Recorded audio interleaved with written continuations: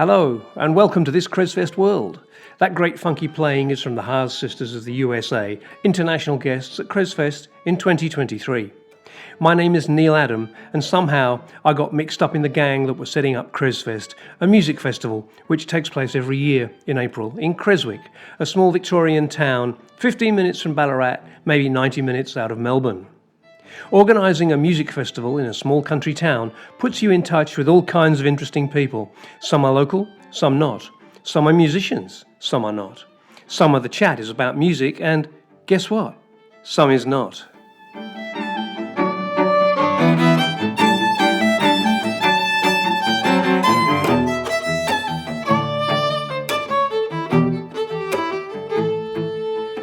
Hello and welcome to episode 25, which of course means there are another 24 that you can go back and have a listen to. Chris STOUT and Catriona and MCKAY have been touring the musical world for 30 years, with concerts in places as varied as Brazil, Japan, Jordan, Algeria. They've played in Moscow and they've played in Washington, and of course frequently in Australia. Their music is innovative and brilliant.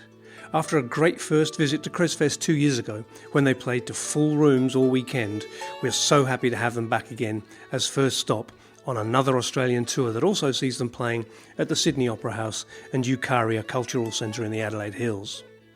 As you will hear, their musical life is varied and exciting. Over to Chris and then Catriona at home in Glasgow.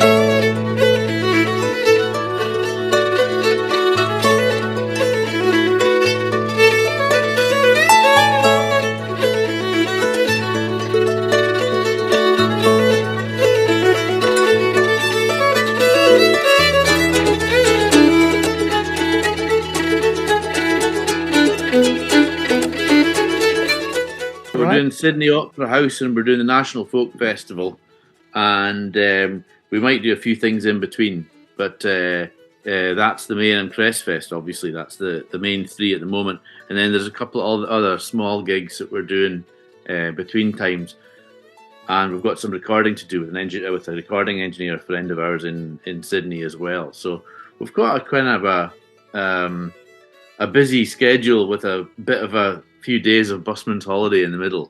Oh, that's great. So what's the Opera House concert? Is that one of your kind of classical things, or just the two of you? Or? Well, it's the two of us, but we're doing it with, there's a local band called Kajafi. They're like a Sydney-based traditional Irish kind of style band.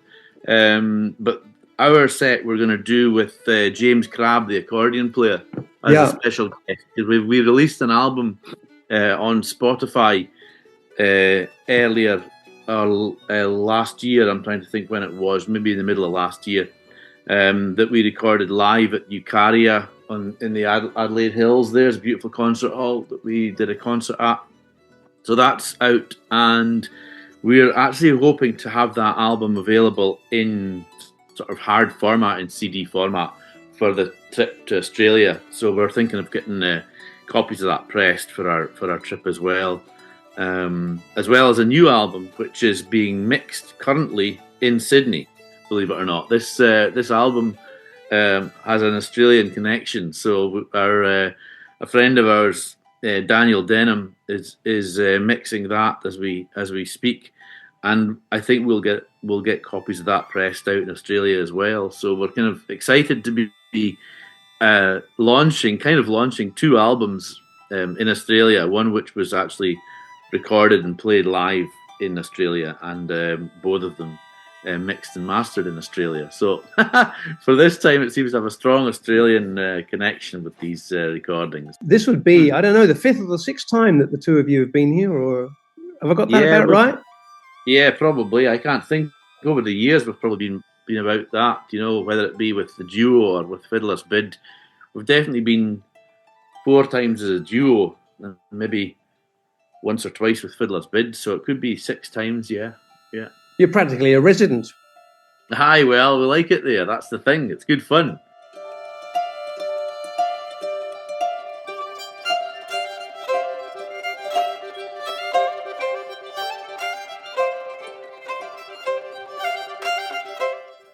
I was born in Fair Isle, which is a tiny island between Shetland and Orkney Islands in the north of Scotland. And there's only 75 people there when I was born there. There's only about 55 now. So it's a small population.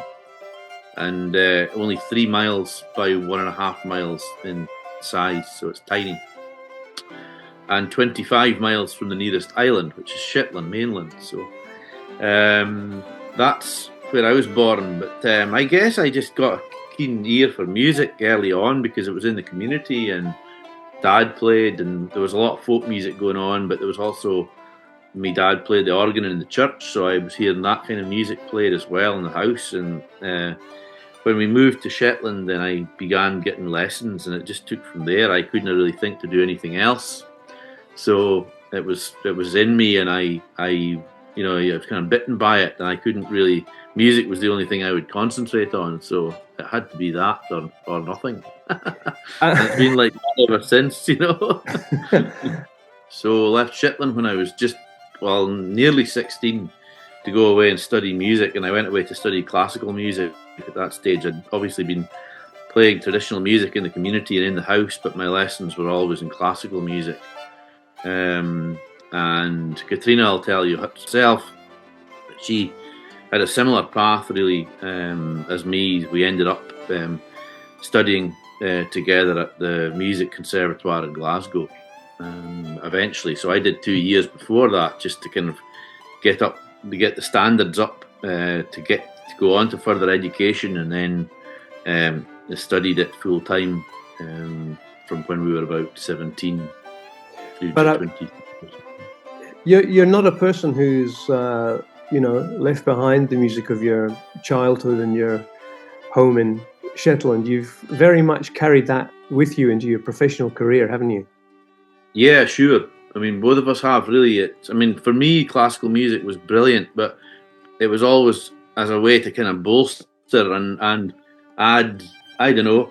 I had this traditional music, which was my music, but the classical music was just more knowledge and new knowledge and different approach to things. And I suppose the music that we've ended up playing is very much, I suppose, a kind of a celebration of both those styles. And we're very comfortable working with traditional musicians or classical musicians or other, musicians from other genres as well, because of that slightly more diverse kind of upbringing or training as well, So we've kind of ended up having a very eclectic career so far, anyway.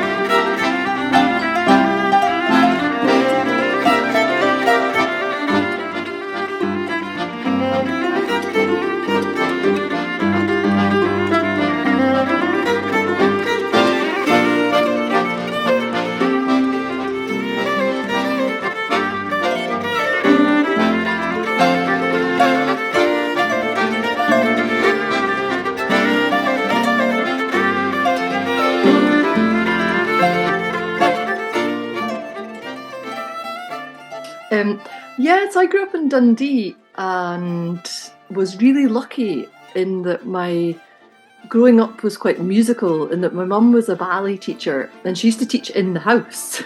So the bottom 2 rooms in the house had the wall knocked down, and then so they put in floorboards and mirrors on the wall and bars, and there was a piano, so the pianist would come in and play for the ballet classes. So I had live music going on kind of a lot of the time, and my dad was a folk musician, and of course we were the the ones with the great venue for any parties. Yeah. So there was a lot of fun and music. So I just thought, well, music, that's definitely the way to go, because that's that's the way to have a fun life. And then I was really lucky. The Dundee system, the education system, was good for music. We had free music lessons at school. I learnt piano there. And then they had a bursary where you could learn the church organ. So I applied for that and got that. And I had the opportunity to learn from these incredible musicians. So I'm so grateful for that, really, yeah. Yeah, that's amazing. Of course, there are no primary schools around here with music programs in them, and it's one of the things that we're trying through the festival to try to push and shove, and I'm a person who first started playing music through primary school and secondary school, and like we all are, aren't we? We're all sort of products of a system which got us really fired up with playing music, and for kids certainly in this area, that kind of privilege, if that's what it is, it doesn't exist. Yeah, you just have to have the chance. You have to give people the chance. Yeah.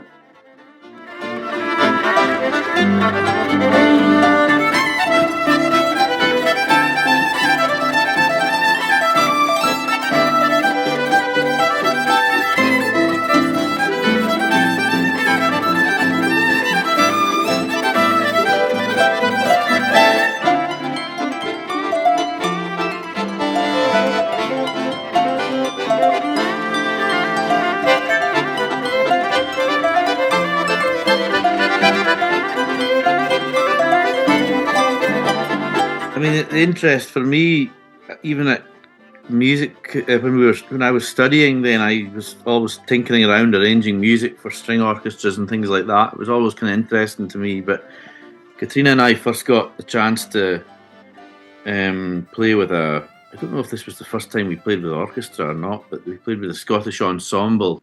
A composer called Sally Beamish composed us a concerto and called Sea Vegas, and we played that, and that got us in touch with a chamber ensemble from Glasgow. But around about the same time, we were starting to get asked to play with small orchestras abroad as well. We played with a nice orchestra, Symphony Nova Scotia in Halifax, Nova Scotia, and these were the sort of first outings and for us to arrange our own music and gaining experience in performing in that way. And it's completely different to being a duo, because when you're a duo, our communication is completely between us both. But it's almost like you have to retain that, but you become two soloists, and then you've got to communicate with this huge orchestra filling the gaps. So there's less silence and there's less intimacy, but it's an amazing experience nonetheless. And since those kind of small beginnings, we've played with orchestras all over the place now, and Trondheim Symphony Orchestra. We've played with the Russian Philharmonic Orchestra when back in the day when it was a great place to go. We played in Moscow a couple of times, and where else have we played? We played with the Spokane Symphony Orchestra in the US. We did an online show with them during COVID, which was hilarious, doing an online concert with an orchestra.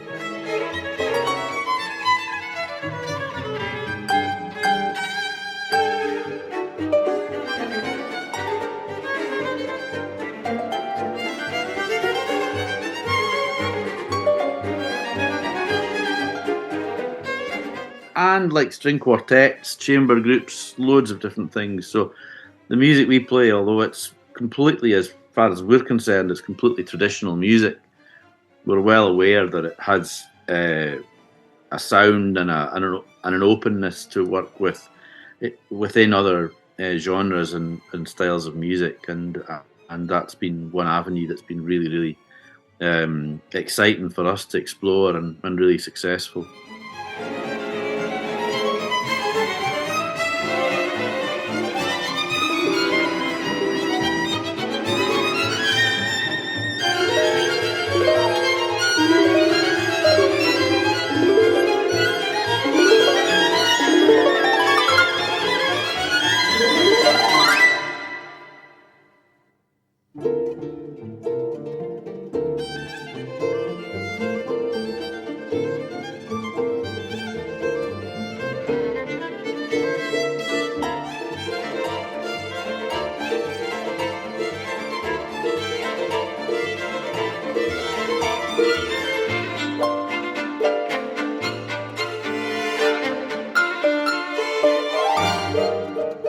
You know, we run this Airbnb here from our property, and we've got the whole LP collection sitting up there, and there's a photograph of the Airbnb online, and it's got all the LPs and the CDs and everything there, and people come because we've got a great big record collection and a great big CD collection. And I'm telling you, people, it's very often people say, wow, I listened to this, it was absolutely fantastic. And the number of times that it's your albums, I'm telling you, there's a lot of stuff. People book in and do nothing else except listen to the LPs and the CDs.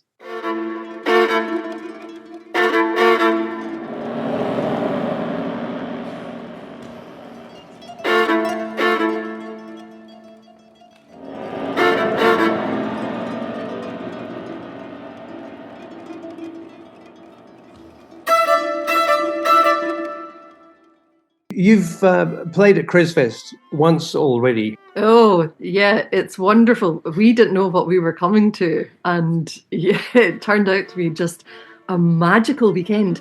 What I love about it is that there's music going on all the time, and there's a real fluidity to it. Covers all sorts of music. There are all sorts of people there. It's so welcoming. So you can't really walk 2 steps down the street without going, hi, well, what have you been to hear? Oh, did you hear? You know, that kind of atmosphere. And, you know, in the coffee shops, it's buzzing. So it's a real energy about the place. It seems to take over the whole place, this energy of musicians and listeners. And we're all a one, really. You know, it's just a big hoolie. Meet locals as well. I mind it's great fun. You could be just sitting there in the American hotel with Brendan 1 minute having a blether with him, and then go down the road, and Chantel and Cameron would be hovering around at levers as well, and there's never a dull moment. Anyway, you had to kind of almost run away. He was there. It was great fun, you know. It's one of those situations where you go to bed and your feet are still tapping because you're still into the music. You know, you just can't stop. Exactly. That's great.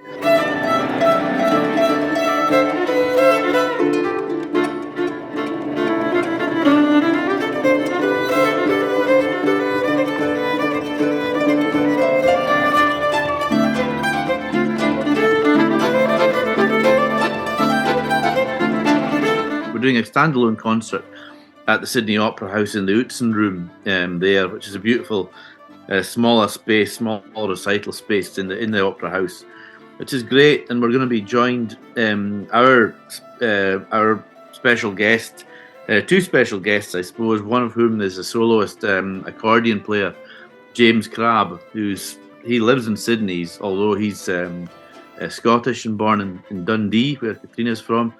But he lives in Sydney, and he's a world-renowned accordion player. We recorded an album with him last year. So that's we're going to do part of our performance with him joining us. And also a local band who I suppose specialise in much more traditional music, Irish traditional music. I suppose they're a band called Catriona from Sydney, and they're a great band. So they're going to open up for us. So it's a standalone concert. It should be really, really nice. It's something similar that we did 2 years ago when we were there last. So we're hoping just to build on that success and look forward to having another good night there in Sydney. And then up to the National Festival the following weekend. Now, I was there myself, roaming around the world on my own one year, maybe about 15 or 20 years ago or something, I'm not sure.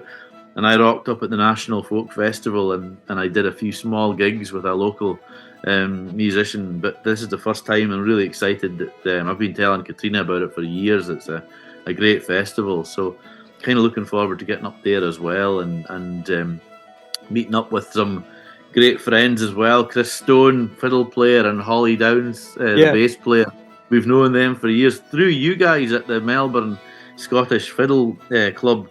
Then we got to know them. So it seems like there's just a network of really, really amazing people and good friends now in Australia that we've built over the last umpteen years that we've been travelling there. And it's really fine. It's really, there's so much familiarity now to making that long trip. But once we get there, it's great fun, you know.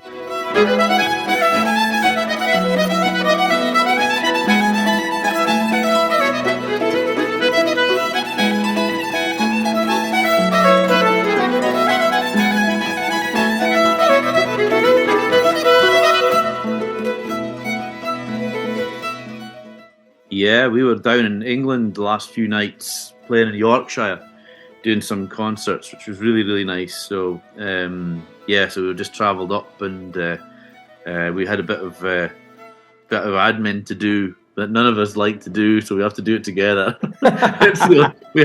we have to police each other, otherwise we won't do it. I'd rather just be playing music, you know. But the only way we can possibly do it is I'd stay at one or other of our houses, and force each other to sit down and do the necessary admin. And of course, the fact that you were going to be phoning was a good reason for Catriona to stay around as well. So. Well, I'm glad that this conversation will enable you to get, back on track with the admin, because that's so important. Well, it's all so important. We might get an album out because of it, Thanks, Neil. You helped that happen.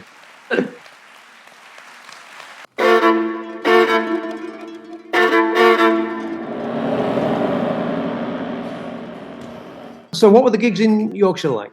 Well, one of them is a new space. Well, it's a very old space.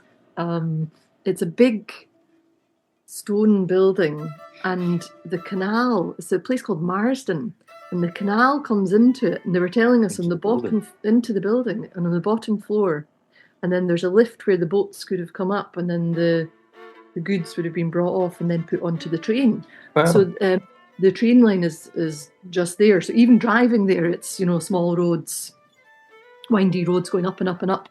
But it's really well connected with the canal and the railway line. So our friends, it's actually a friend we were at music college with, Jenny Sutherland, who's a fantastic violinist and viola player. Her and her husband, Alistair, have taken on this building and made it a real home for music, and they've just had it 6 months, but already you arrive and you just feel this kind of beating heart, and there are young musicians in and out of there all day having lessons. The weekends they use it for, was it a swing band was rehearsing up the stairs when we went to collect our instruments, and the middle floors where we played, a beautiful wooden floor, just the whole length of the building, and the audience all came in. I don't know where they came from, but they appeared. And then it turned out amongst the audience, there were so many brilliant musicians, because a lot of musicians live there with the proximity to Manchester and easy access to the airport, believe it or not. So we actually had to really up our game, because we had all these incredible musicians in the audience, including a top violist who's a friend of ours. She popped along as well. So we pulled out the stops. Yeah. That's lovely. Do you do a lot of work in England? Oh, not so much, but sometimes. Back and forth. Not really. It's not like we don't do a lot of touring in England as such. So, but we do the odd gig here and there. We were down in London last year, and we'll play there. And the north of England, Yorkshire, I suppose more, and then very, very occasionally venture further south. But touring, we were just saying, because Yorkshire's beautiful and it's great fun. We only did 2 gigs there, but it's a big county, as you know, and you could easily spend a couple of weeks touring around small village halls. And what Catriona and I do often in these halls is just play acoustically, and you don't need to sort of have any PAs or anything like that. They're small halls, and you get 100 people in the hall, and it's a really, really beautiful night. It's very, in some ways, our music's quite contemporary, but the whole way the evening runs is a really traditional, old-fashioned kind of night. And then we get up and do our music, and everybody seems kind of happy with it. It's really nice. So that's pretty much what we did the last few nights. And so we're kind of looking forward to trying to do a world tour of Yorkshire within the next couple of years, and just go around and play acoustically and pop up and say hello. After both of the concerts, each of the hosts, they said, we couldn't get rid of the audience. They wouldn't leave. Oh, that's a good sign. Yeah, I know. Yeah, so. Yeah. Yeah, that's lovely.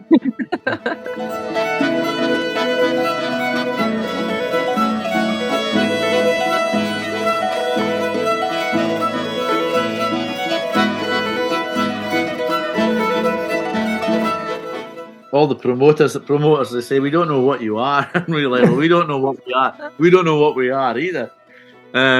I mean, on paper, we often laugh, on paper, if it was your Saturday night out, you might not go and see a harp and a fiddle.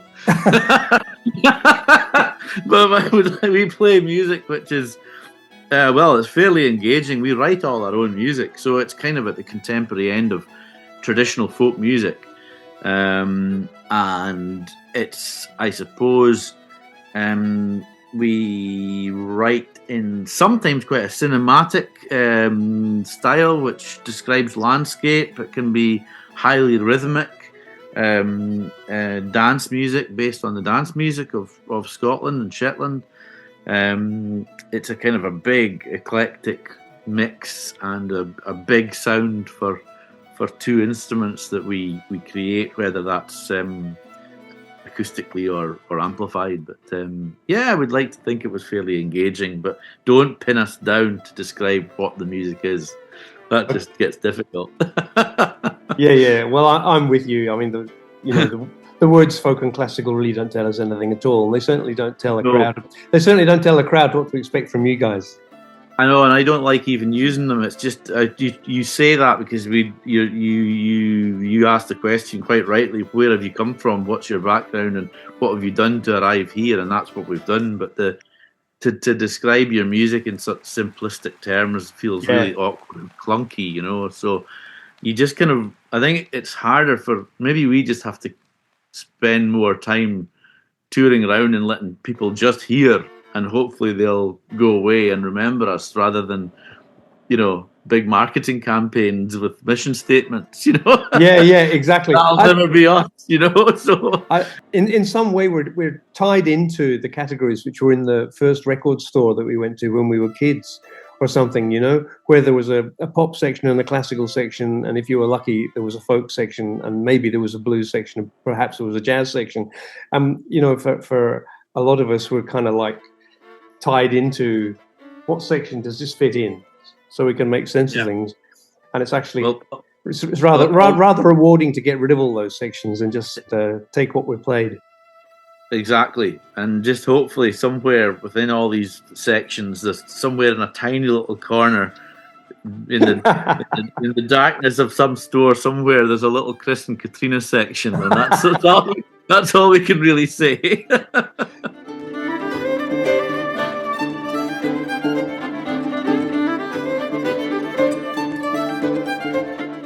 I think one of the special things about not just our music, but because we play in a duo, I think there's a certain energy about the way that a duo communicates. And in our situation, we've been doing this for, believe it or not, 30 years. So there's a big history of this dialogue and what you've been through and what, the background of that and what it then allows, what that communication allows. And I think that's a real thing that the audience perceive and have their understanding of and kind of click in with it. And I think that's a beautiful and important part of music making, is the audience experiencing that communication, but becoming part of that communication, because it makes sense. You don't need to be, that doesn't need to be explained, and hopefully, and then the music doesn't need to be explained, because music's hard to explain. It's hard to put into words. But this is this form that doesn't need words, but you understand that there's communication in it, and it's that because you don't need to be explained. You're part of it. So there's those lines going between the performers and then to the audience, and I think the duo has a strong way of doing that. It's a different way when you're playing as a solo musicians. It's just different, but or as a big group. But I think the duo has a very visible. Those lines are quite visible, and then the audience can kind of make their line too. Yeah, I think that's exactly right. There's certainly something very special about watching the two of you making sense of each other on stage. It's a lovely thing to watch. Or not. Trying to make sense of each other. Well, that's Well, that's the fun in I it. think that's what kept us together for 30 years, and we still haven't made sense of each other. So. Here we go. Here we go. That's the whole thing.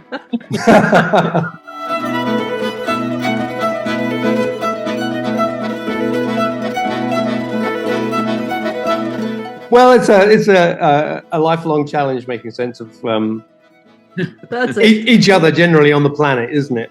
That's it. Yeah. 100%. Exactly.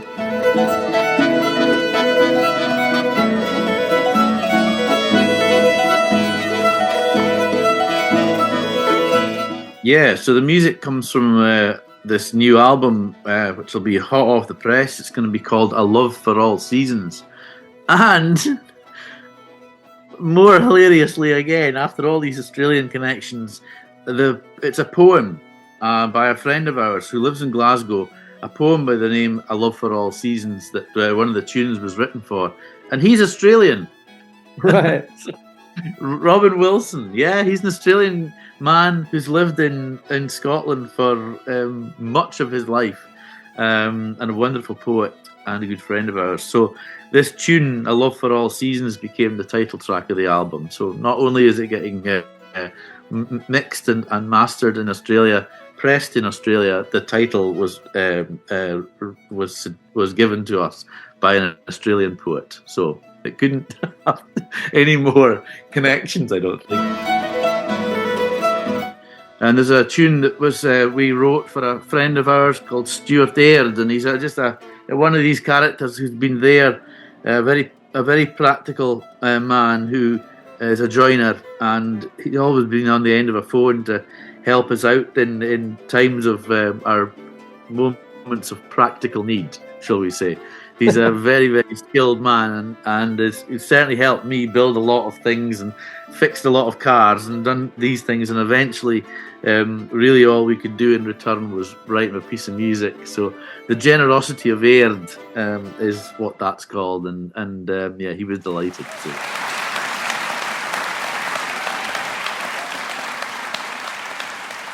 Oh, we've got this, we put on a wee jig to the album.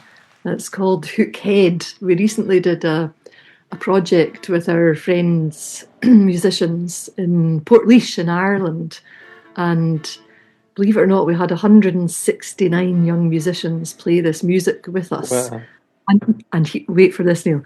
Of these 169 young musicians, 117 were harps. Yeah. Is that heaven or hell? Oh, heaven. Heaven, of course. Heaven. Yeah, it was unreal. It was unreal. So we actually made this music for them, and we thought, oh, it's actually so fun to play. We'll keep playing it. You can just imagine the enthusiasm in that room. 169 young musicians. Wild. So this is a rejig called Hook Head.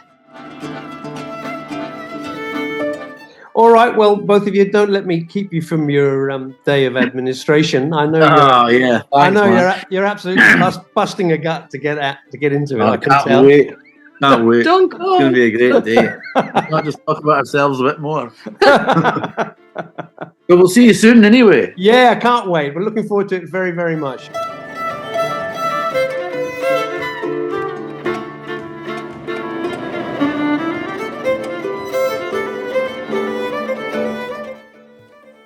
"30 years of touring, composing, playing around the world and still full of beans. It's always great chatting with Catriona and Chris.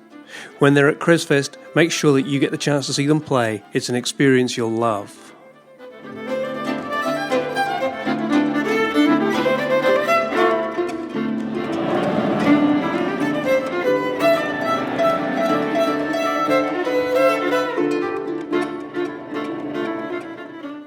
I want to acknowledge that this podcast is made and CresFest takes place on the traditional lands of the Jara people, who've been singing songs, making music and telling stories here for many thousands of years, and we're proud to walk in their footsteps.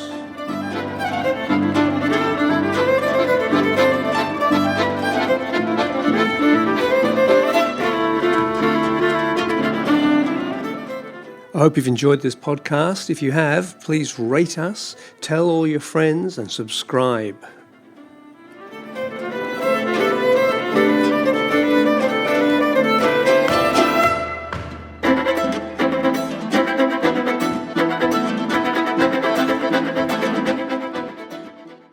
In the words of John Ebden, an old BBC presenter of my youth, if you have been, thanks for listening. My name's Neil Adam. This has been This CresFest World. Looking forward to seeing you next time. Bye-bye.